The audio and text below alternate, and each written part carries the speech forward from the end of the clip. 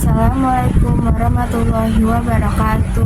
Perkenalkan, nama saya Farisya Putri dari absen 19. Di sini saya akan membahas tentang perlawanan rakyat Maluku terhadap Portugis dan VOC. Pembahasan yang akan saya bahas itu adalah yang pertama sejarah dan kronologi, yang kedua latar belakang, yang ketiga tujuan, dan yang terakhir akibat.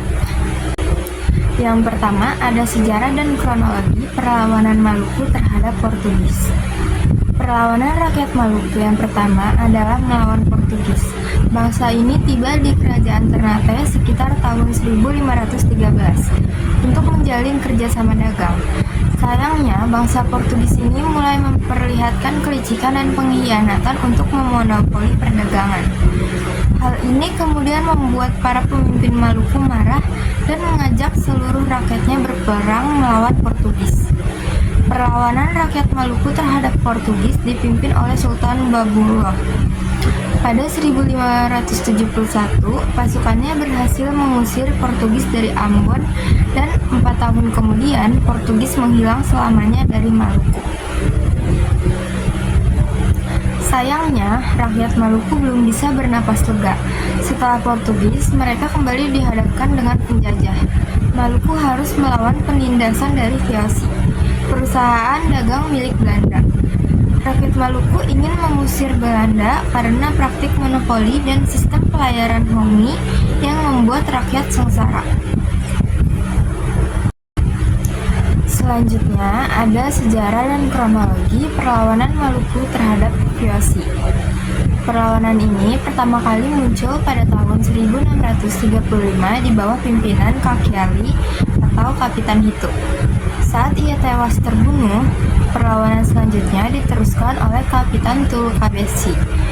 Hingga pada akhir abad ke-18, nama Sultan Jamaluddin dan Sultan Nuku muncul untuk melawan VOC. Selain beberapa tokoh di atas, salah satu tokoh yang paling terkenal dalam melawan Belanda adalah Thomas Matulesi atau Kapitan Patimura. Kedatangan Belanda kembali pada tahun 1817 mendapat tantangan keras dari rakyat Maluku. Di bawah pimpinan Patimura, ia berhasil mengajar para pemimpin Maluku dan merencanakan strateginya. Pertempuran yang terjadi di darat dan laut ini berhasil menghancurkan Belanda, serta merebut benteng Belanda Duurstede di Saparua. Sayangnya, politik dan adu domba yang dilakukan Belanda berhasil menghentikan perlawanan ini. Patimura bersama tokoh-tokoh yang membantunya mengakhiri pengabdiannya di tiang gantung di Ambon. Salah satu perempuan yang berani ikut melawan Belanda dalam perang Patimura adalah Martha Christina Tiahahu.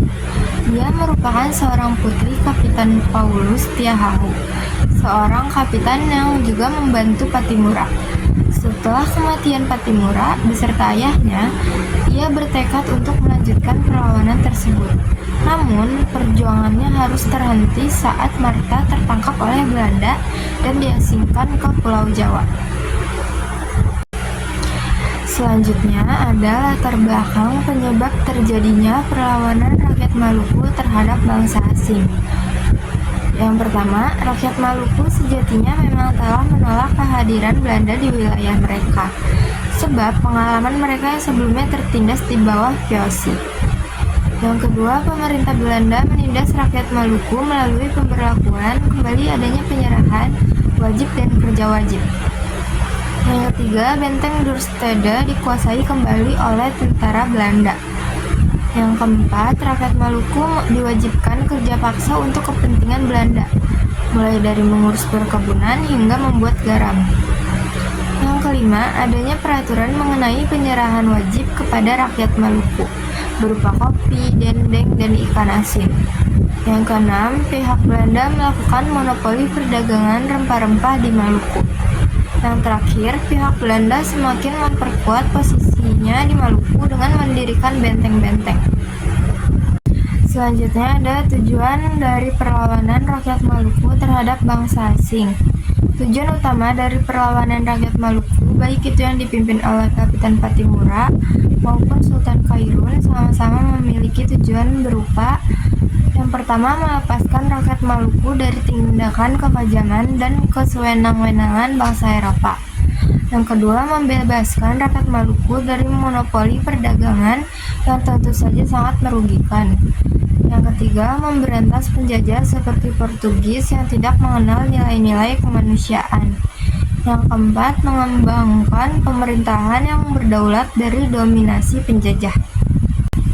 Pembahasan yang terakhir ada akibat perlawanan rakyat Maluku.